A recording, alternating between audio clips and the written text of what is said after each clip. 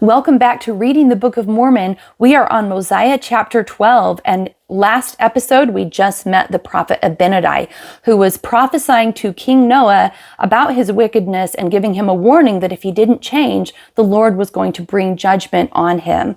Now, King Noah and his community of people were not at all open to Abinadi's teachings. In fact, the people were just ticked off. They did not like him at all. And they said, we need to kill this guy because he completely sucks. We hate him. We hate his message. We hate everything about him. Pretty much. They weren't having it. So this is now 3 years later. We jump forward to chapter 12 and Abinadi comes back. He's going to basically come at Noah again and give him the message from the Lord. And it's not going to go very well either, but we get to hear some of his exact words to King Noah and his priests that he warns and teaches them. It's really an exciting chapter, and I can't wait to read this with you. So let's go ahead and get started. All right, let's start with the simple little summary of the chapter first, and then we'll get into the reading. Abinadi is imprisoned for prophesying the destruction of the people and the death of King Noah. The false priests quote the scriptures and pretend to keep the law of Moses. Abinadi begins to teach them the 10 commandments. Again, there's a series of chapters about Abinadi, so this is just part of a longer story of this wonderful prophet. All right, verse 1. It came to pass after the space of 2 years that Abinadi came among them in disguise, that they knew him not. By the way, that was a good idea to come in disguise because the last time he tried to preach, they tried to kill him. Not only the people just wanted to kill him randomly, but King Noah also said, bring him to me so that I can kill him. So he's probably been, I don't know, hiding in disguise for a while, but he's coming back. It's now been 3 years, and he's wearing apparently a mustache and a big hat and some kind of robe, so they have no idea who he is. So they did not realize that it was Abinadi, and he began to prophesy among them, saying, thus has the Lord commanded me, saying, Abinadi, go and prophesy unto this my people. For they have hardened their hearts against my words. They have repented not of their evil doings. Therefore I will visit them in my anger. Yea, in my fierce anger will I visit them in their iniquities and abominations. I'm going to pause here and point out again that the Book of Mormon is written for our time specifically. Now, there have been lots of periods of time, in fact, pretty much all the time in the history of the world, where people are crazy, doing crazy things, disrespecting God. So we're not unique in that. But I think what is unique is just the saturation of evil doing in our days and the way we can communicate massively with each other. We're super aware of what everybody's doing and people get into these little information silos and band together and get really upset at each other about things and then drill down in pride on their own sins that they want to justify. It's a particularly, I would just call it deeply saturated time of wickedness. And we're going to see themes from Abinadi that we need to hear. So we could even be approaching this chapter of, what if Abinadi was preaching to us today? Because in a way he is. All right, let's continue. Verse 2, yea, woe be unto this generation. And the Lord saith unto me, stretch forth thy hand and prophesy, saying, thus saith the Lord, it shall come to pass that this generation, because of their iniquities, shall be brought into bondage, and shall be smitten on the cheek, yea, and shall be driven by men, and shall be slain, and the vultures of the air, and the dogs, yea, and the wild beasts shall devour their flesh. And it shall come to pass that the life of King Noah shall be valued even as a garment in a hot furnace, for he shall know that I am the Lord. Now, these are some very specific prophecies about King Noah, who later, a few chapters later, he does end up dying a pretty tragic, messed up death.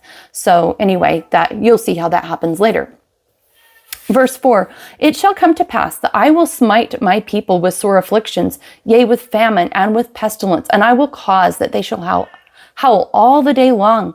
Yea, and I will cause that they shall have burdens lashed upon their backs, and they shall be driven before like a dumb ass. And it shall come to pass that I will send forth hail among them, and it shall smite them, and they shall also be smitten with the east wind. And insects shall pester their land, and shall devour their grain, and they shall be smitten with a great pestilence. And all this will I do because of their iniquities and abominations.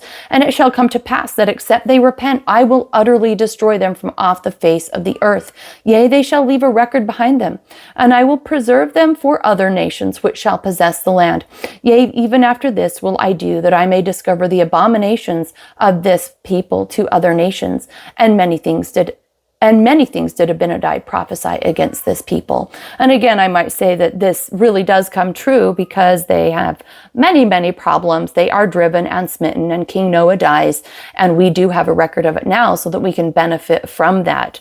And again, we can ask ourselves, though, in micro form, we don't want this same thing to happen in our lives, to be driven and smitten and so forth. And God allows those kinds of difficulties to happen to humble us. And when we do turn to him in humility, then we once again can enter into his grace and in relationship with him. And he doesn't want to have to bring upon us things that are difficult and awful so that we can remember him. But if we don't, then that will at times in our lives be an occurrence. The more you walk away from God, the more you walk away from his protection and his grace. And they definitely had done that. All right, verse 9. It came to pass they were angry with him, and they took him and carried him and bound him before the king, and said unto the king, Behold, we have brought a man before thee who has prophesied evil concerning thy people, and said that God will destroy them. And he also prophesieth evil concerning thy life, and saith that thy life shall be as a garment in a furnace of fire. And again he saith, Thou shalt be as a stalk, even as a dry stalk of a field, which is run over by the beasts and trodden under by foot. And again he saith that thou shalt be as a blossom of a thistle, which when it is fully ripe, if the wind bloweth, it is driven forth upon the face of the land. And he pretendeth the Lord hath spoken it. And he saith that this shall come upon thee, except thou repent, and this because of thine iniquities. So yeah, King Noah is hearing a report about what Abinadi is saying, that he just doesn't really like this very much. Verse 13, And now, O king, what great evil hast thou done? Or what great sins have thy people committed, that we should be condemned of God or judged of this man? And now, O king, behold, we are guiltless, and thou, O king, hast not sinned. Wherefore this man hath lied concerning you, and he hath prophesied in vain. So this is a really good illustration, I think, of how numb people can get when they go pretty far down the rabbit hole of sin. It is definitely something I've seen around me, and even in my own life, for sure, that if I'm not towing the line and like working on my character and being consistent in doing the things I need to do to worship God, it's really not that hard to start floating away and going, yeah, but I'm busy, or yeah, this makes sense, or yeah, it's not a big deal.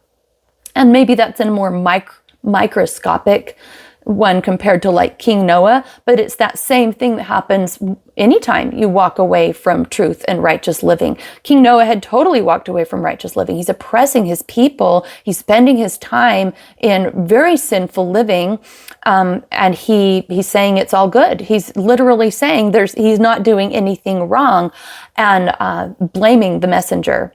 So we want to make sure that we don't do that, even in the more smaller levels in our lives. But we can see patterns of that happening around us. And I think it's definitely a thing we see in our society today. All right, so his priests say, Behold, we are strong. We shall not come into bondage or be taken captive by our enemies. Yea, and thou hast prospered in the land, and thou also shalt. And thou shalt also prosper. Behold, here is the man. We deliver him into thy hands, and thou mayest do with him as seemeth thee good. And it came to pass that King Noah caused that Abinadi should be cast into prison, and he commanded that the priests should gather themselves together, that he might hold a council with them, and that he should do with them what he should do with him. And it came to pass that they said unto the king, Bring him hither, that we may question him. And the king commanded that he should be brought before them. And they began to question him, that they might cross him, that thereby they might have wherewith to accuse him. But he answered them boldly, and withstood all of their questions, yea, to their astonishment. For he did withstand them in all their questions, and did confound them in all their words. And it came to pass that one of them said unto him, What meaneth the words which are written? and which have been taught by our fathers, saying, how beautiful upon the mountains are the feet of him that bringeth good tidings, that publisheth peace, that bringeth good tidings of good, and publisheth salvation, that saith unto Zion, thy God reigneth. Thy watchmen shall lift up the voice, and the voice together shall they sing, for they shall see eye to eye when the Lord shall bring again Zion. Break forth into joy, sing together, ye waste places of Jerusalem. For the Lord hath comforted his people, and he hath redeemed Jerusalem. The Lord hath made bare his holy arm in the eyes of all the nations, and unto the ends of the earth shall see the salvation of our God. Okay, so that's the end of the quote. The wicked priests are quoting the scriptures to Abinadi and saying, what does this mean? And of course, that is a praiseworthy section of scripture that is just praising the good messengership of those who praise the Lord and proclaim him coming. It's like all the good news stuff, right? So what they're trying to do is catch him by saying, what's the matter with you? If you were really of God, you would only give us positive, praise-filled, joyful messages. You are a Debbie Downer because you're giving us all this other like repent ye stuff. So could you talk to us about this like more positive stuff? But Abinadi does not fall into their trap. He says unto them, are ye priests and pretend to teach this people and to understand the spirit of prophesying and yet desire to know of me what these things mean? I say unto you, woe be unto you for perverting the ways of the Lord. For if you understand these things, you have not taught them. Therefore ye have perverted the ways of the Lord. Ye have not applied your hearts to understanding. Therefore you have not been wise. Therefore what teach ye this people? And they said, we teach the law of Moses. So they're having kind of a little debate here, right? Because Abinadi is trying to teach repentance, which is a very, very foundational truth in the gospel, is faith in the Lord Jesus Christ and then repentance. And the good news comes when you've really drawn yourself close through God's grace and to Jesus Christ. When you're drawn close to them, then you can sing redeeming joy. You can sing songs of praise. But when you're in a place of hardened rebellion, like Noah and his priests and many of the people, then that is not the time to just sing praises. It's the time to repent. And that's really what Abinadi is trying to show them. Okay, verse 29. Again, he said unto them, if you teach the law of Moses, why do you not keep it? Why do you set your hearts upon riches? Why do you commit whoredoms and spend your strength with harlots? Yea, and cause this people to commit sin, that the Lord has caused to send me to prophesy against this people, yea, even a great evil against this people. Know ye not that I speak the truth? Yea, ye know that I speak the truth, and ye ought to tremble before God. And it shall come to pass that ye shall be smitten for your iniquities. For ye have said that ye teach the law of Moses. And what know ye concerning the law of Moses? Does salvation come from the law of Moses? What say ye? So Abinadi is turning the tables on the priests and asking them, if you teach the law of Moses, why don't you understand it? But also, what does it even mean? Are you saved by the law of Moses? And they answered that salvation did come by the law of Moses. But now Abinadi said unto them, I know if ye keep the commandments of God, ye shall be saved. Yea, if you keep the commandments which the Lord delivered unto Moses in Mount Sinai, saying, I am the Lord thy God, who hath brought thee out of the land of Egypt, out of the land of bondage. Thou shalt have no other gods before me. Thou shalt not make unto thee any graven images, or any likeness of anything in heaven above, or things which are in the earth beneath. Now Abinadi saith unto them, have ye done all this? I say unto you, nay, ye have not. And have ye taught this people that they should do all these things? I say unto you, nay, ye have not. And that is the end of the chapter. So he is really calling their attention to, if they claim to follow the law of Moses, then why are they not following the most basic commandments, which is to put God first and to not worship idols, and to not make graven images, to have no other gods before him. They are not in line with what they're saying. So it's going to go on from there. In the next chapter, you'll get to see how they continue this conversation.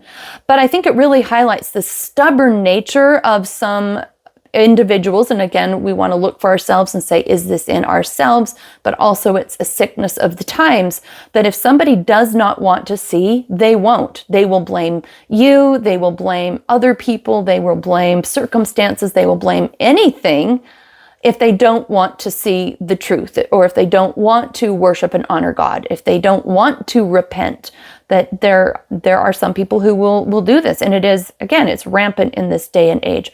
So a couple of jobs that we have for us is to, again, as I said in the last chapter, at the end of the last video, to say, Lord, is it I? Like, where am I justifying myself in sin? And can I remember to put God first? Where am I with putting idols before him? And we know that we're putting an idol before him when we do things that take ourselves away from God. We need to be doing the things he's asked us to do and spending our time in appropriate commandment-keeping worship of God. But also just to recognize the reality of the times of people around us, that there are going to be people who are rejecting God, and that should not make us feel afraid or intimidate us into rejecting God. It should just help us have more of a steely determination to continue to follow God ourselves. All right, I can't wait to pick up more Abinadi in the next chapter, and I'll see you next time.